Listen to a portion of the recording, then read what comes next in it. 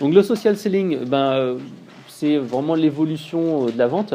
LinkedIn, Viadeo, Facebook sont les premières bases de contact dans le monde, hein. Maintenant, on a l'habitude de dire que à consulter mon CV sur Facebook, LinkedIn, on googleise les gens. Euh, c'est c'est là qu'il y a toute la base de données qui est mise à jour en plus par les utilisateurs, donc c'est vraiment top. Sauf qu'en fait, 99% des entreprises n'utilisent même pas ces données-là, sauf la plus grande utilité, c'est chercher un boulot, ou alors, quand les consultants, c'est de chercher des missions. Et les entreprises utilisent trop peu ces données-là. Donc le but en fait, c'est d'exploiter ces données-là avec plusieurs systèmes. Le premier en fait, c'est ce qu'on appelle les 6 degrés de séparation, c'est-à-dire que on est normalement relié à n'importe quelle personne dans le monde avec 6 degrés de séparation. C'est-à-dire que en théorie, ils l'ont fait d'ailleurs avec des tests, c'était envoyer une enveloppe à une personne donnée à l'autre bout du monde. Par exemple, si je voulais envoyer une enveloppe à Obama, on va dire, voilà, normalement, avec 6 degrés de relation, je suis capable de l'envoyer. Et en fait, ils l'ont montré de manière un peu humoristique avec ce qu'on appelle The Oracle of Bacon. C'est un petit site internet qui permet de voir en fait que chaque personne est vraiment liée avec l'autre. Et ça prend l'exemple de Kevin Bacon, qui est un acteur en fait américain. Et vous tapez Kevin Bacon, bien sûr, vous avez Kevin Bacon, et vous tapez n'importe quel nom d'acteur au monde. Vous pouvez taper Sophie Marceau, Gérard Depardieu, etc. Et il vous dit, bah tiens, Kevin Bacon est lié avec Gérard Depardieu parce que Kevin Bacon a joué dans un film en 99 avec telle personne qui a joué avec Gérard Depardieu en telle année, et donc en fait ils se connaissent. Et c'est la même chose comme ça avec les réseaux sociaux, il y a toujours quelqu'un qui connaît quelqu'un qui connaît quelqu'un. Et avec l'avènement de Facebook et de LinkedIn, les 6 degrés, c'est-à-dire 6 niveaux, a même diminué. On est arrivé, je crois, à 5 degrés grâce aux médias sociaux parce que les gens sont plus connectés les uns avec les autres. Et il y a pas mal de vidéos là-dessus sur Internet, c'est assez drôle. Des gens qui sont en pleine brousse en Afrique, qui envoient une enveloppe et qui arrivent aux États-Unis dans un bureau de la City, de la bourse. Donc là, c'est la première chose. Tout le monde est lié les uns aux autres. Deuxième chose, c'est qu'en fait, ce sont les liens faibles qui rapportent le plus d'argent. C'est-à-dire que ce n'est pas vos contacts proches, c'est pas votre frère, c'est pas votre collègue de bureau, c'est pas votre ancien collègue qui va vous rapporter le plus de business, mais c'est les amis de vos amis qui vont rapporter du business. Parce qu'ils vont dire, tiens, je connais quelqu'un qui fait ça. Donc les contacts de mes contacts sont mes prospects. Voilà. Et donc en fait, c'est pour ça que c'est intéressant d'avoir un réseau important et de l'animer régulièrement. Donc l'animer, c'est rester en mémoire de ses contacts et bien sûr étendre son influence. Alors, ce qui ne marche pas sur les médias sociaux et les réseaux sociaux, c'est la promo directe, le spam, etc. Il faut toujours essayer d'apporter de la valeur ajoutée. Alors, c'est pas forcément évident, mais on peut y arriver. Alors, avant de se lancer, il y a toujours un petit réflexe, hein, c'est optimiser son profil. Donc, en fait, ça commence déjà par une photo pro.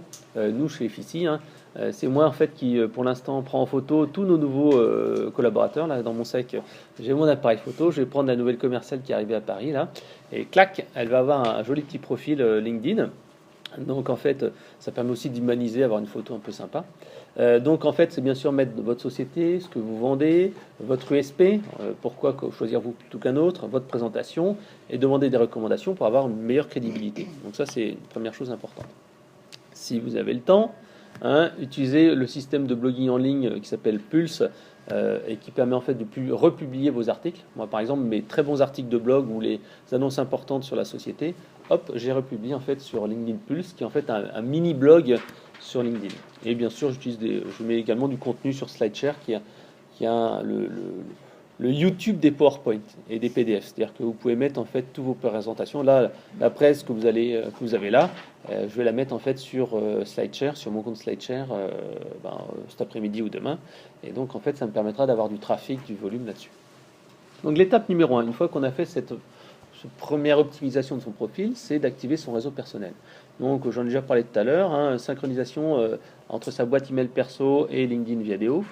Alors généralement il faut le faire 2 fois par an, moi je le fais à peu près 2 fois par an, parce qu'en fait entre temps on a des contacts réguliers qui arrivent dans l'entreprise. Il ne faut pas se dire tiens je l'ai fait il y a 3 ans c'est fini, non, vous avez des contacts, vous envoyez des emails. Donc moi ce que je fais c'est quasi systématiquement, moi j'utilise Outlook et j'utilise Hotmail, hop, j'ajoute en fait les contacts quand j'envoie un email, j'ajoute les contacts systématiquement dans mon carnet d'adresses, ce qui me permet après de pouvoir les retrouver sur LinkedIn et Viadeo.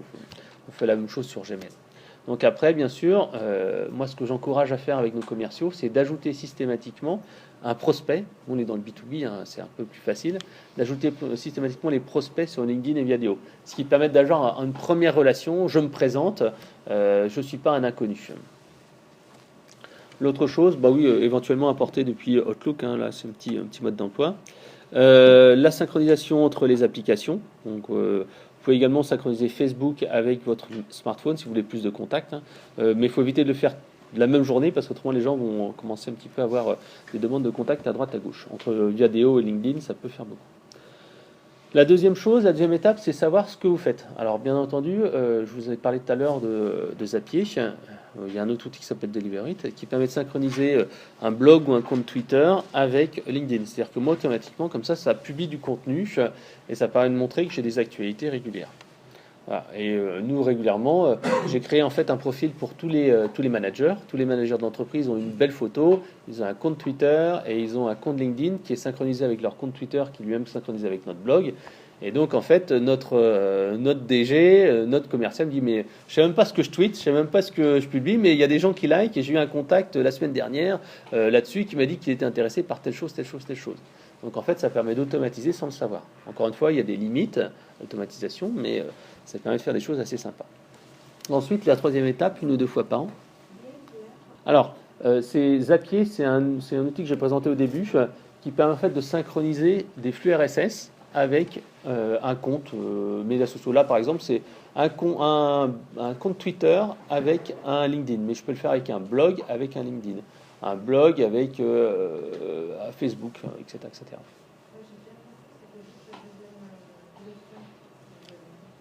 Delivereit? Alors c'est une alternative. Ça en fait ça permet de synchroniser encore une fois ces différents comptes sur les médias sociaux. Moi j'utilise les deux. Delivereit parce que en fait je synchronise mes blogs avec mon compte Twitter et mon compte Twitter après est synchronisé avec mon compte Facebook, avec mon compte LinkedIn, pas avec Viadeo parce qu'il n'y a plus la fonction. Et donc je synchronise comme ça les comptes les uns avec les autres. Et tout est lié. Je publie une fois, ça se fait en automatique partout. Pas tout à fait. Zapier, là, Zapier, c'est une fonction. C'est-à-dire que je synchronise un flux RSS, par exemple, hein, avec LinkedIn. Après, il y a une autre recette, un autre processus qui synchronise, par exemple, un flux RSS avec Twitter. Delivereit, lui, c'est une solution plus globale, entre guillemets, et qui va prendre, par exemple, un blog, un flux de blog, et il va le publier sur Google+, il va le publier sur une page Facebook, il va le publier sur un profil Facebook, il va le publier sur tel truc. Il y a une version gratuite et encore une fois une version payante. Et tout ça ne crée pas du duplicate content? Non, parce qu'en fait c'est juste des liens. D'accord. Alors, quand on publie ici avec Pulse sur LinkedIn, là en fait on a un contenu dupliqué. Mais pour l'instant, c'est l'origine qui est encore le mieux placé. Voilà. Et je ne partage pas systématiquement tout. Voilà. Après, on peut faire des filtres, on peut faire des tri. Moi, en fait, je publie que du contenu de qualité, ou j'essaie de publier que du contenu de qualité. Donc, je n'ai pas ce souci-là. Et après, c'est vrai que si on a du temps, tant mieux. Moi, malheureusement, j'ai assez peu de temps et je préfère automatiser un certain nombre de choses. Mais je suis d'accord avec vous que tout n'est pas automatisable. Par exemple, moi, pour FICI, sur la page Facebook, je republie pas le compte néerlandais, le compte français, le compte allemand, le compte turc. C'est l'anglais et de temps en temps des trucs ponctuels liés à la thématique parce que trop de contenu sur Facebook, ça tue les gens. Ouais. Mais après, si on a une grosse communauté, oui. Si on a une petite communauté, bon, c'est pas non plus mortel. Nous, nos managers, ça republie. Ils ont choisi de republier sur LinkedIn uniquement les contenus anglais, pas les contenus français. Les gens sont vite identifiés comme étant des services automatisés, que c'est pas vraiment... Mais en tout cas, c'est assez utile. Alors après, 1 ou 2 fois par an, moi ce que j'aime bien faire, c'est donner de mes nouvelles. Alors généralement, je le fais à la nouvelle année ou avant l'été ou pendant l'été. Donc en fait, j'extrais mes contacts de LinkedIn Et tout simplement, je les invite, je dis bonjour, bonne année. Je vous écris parce que nous sommes en contact sur LinkedIn. Je vous propose de vous inviter à un web séminaire intéressant où je vais faire ça. Si je vous ai dérangé, n'hésitez pas, et je vous en supprimerai de ma liste et je vous enverrai plus jamais de message. Donc en fait, ça marche pas mal quand on apporte de la valeur. En fait, il y a juste un petit extract qu'on peut faire comme ça depuis LinkedIn.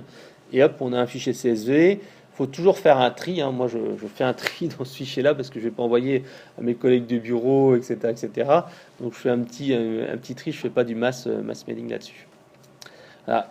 Alors ensuite, l'étape numéro 4, on est plus en fait dans la prospection. Donc, comme je le disais précédemment, vous pouvez utiliser le moteur de recherche de LinkedIn. Par exemple, directeur commercial Paris. Et vous pouvez les contacter en rentrant en contact de manière directe. Mais faut éviter tout ce qui est bonjour, j'ai vu que vous étiez sur Paris, on fait une promo sur tel truc. Ça ne marche pas. Il faut bien sûr apporter de la valeur ou essayer d'avoir une petite conversation d'abord. L'autre possibilité, c'est de passer par la société. Par exemple, je cherche en fait les mutuelles et je vais avoir les pages entreprises. Et ensuite, grâce à ça, je vais identifier les bons interlocuteurs dans l'entreprise. C'est deux méthodes. Soit en fait, je passe par les contacts, soit en fait, je passe par les entreprises. Voilà, donc après, vous pouvez aussi faire des recherches et les sauvegarder. Et à ce moment-là, vous avez une alerte, par exemple, sur tous les nouveaux directeurs marketing qui sont nommés en France, ou à Paris, ou à Bordeaux, ou à Marseille. Et voilà. Et après, si vous ne voulez pas utiliser LinkedIn pour les contacter, rien ne vous empêche d'utiliser Twitter. Dire, tiens, je vous ai repérer le nom de la personne, la rechercher sur Twitter et dire tiens, je vous propose de télécharger mon livre blanc qui est moins intrusif qu'un email de LinkedIn ou un email classique. Voilà. Bien sûr, après la recommandation, moi ça m'arrive aussi régulièrement, des gens me disent tiens, tu connais Bidule, est-ce que je peux l'appeler de ta part ou est-ce que je peux lui envoyer un email de ta part, ce qui marche également très bien. On parlait tout à l'heure de Sales Navigator. Voilà. Donc vous avez un essai gratuit d'1 mois, vous pouvez l'arrêter quand vous voulez. Et là, vous avez plus de critères de recherche, vous avez des alertes, etc., etc. Donc, en fait, c'est un outil supplémentaire et qui est 100% légal, qui est proposé par LinkedIn. Voilà. C'est un abonnement par personne ? C'est un abonnement par personne. Et après, vous avez la possibilité de travailler en équipe. Et à ce moment-là, vous avez une version team où il y a, je crois, je ne sais pas s'il y a une réduction de prix ou quelque chose comme ça. Mais c'est vrai que les commerciaux, chez nous, ils préfèrent plutôt utiliser chacun leur outil.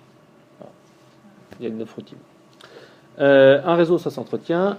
Moi, ce que je dis toujours, un réseau, ça vit. Vous ajoutez les contacts suggérés, vous ajoutez les contacts que vous rencontrez.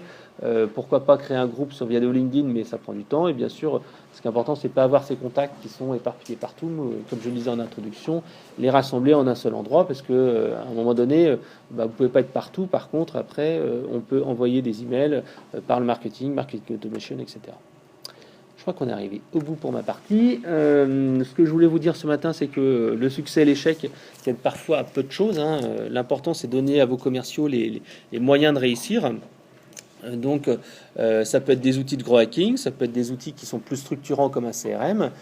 Si vous le souhaitez, j'ai un livre blanc ici qui s'appelle en fait le CRM, la clé pour développer votre activité, qui vous propose en fait des solutions et des idées pour améliorer le service client, pour améliorer le social selling, le CRM, etc., etc.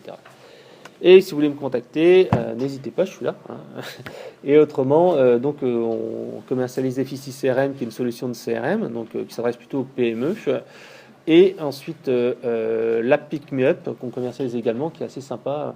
On a vraiment de bons retours pour faire des challenges commerciaux. Ça n'a pas la contrainte du CRM, ça a un petit peu la simplicité, le côté fun. Et vraiment, on a vraiment beaucoup de bons retours là-dessus, surtout s'il y a des équipes commerciales à remotiver ou à rebooster.